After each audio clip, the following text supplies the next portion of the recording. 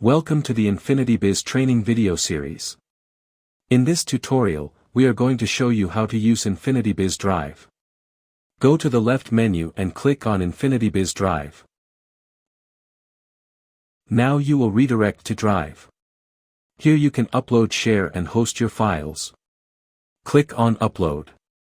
You can upload a file, folder or create a new folder. And your file or folder will be uploaded.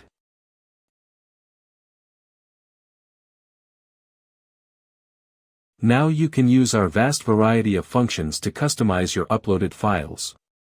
You can preview your files.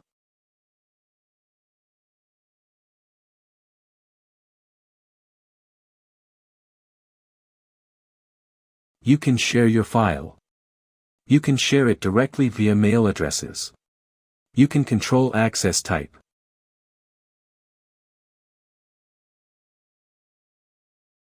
You can also create a hosting link of your video.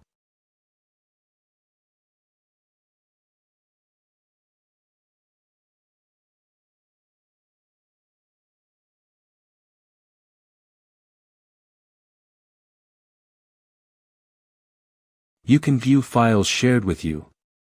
You can download the files shared with you.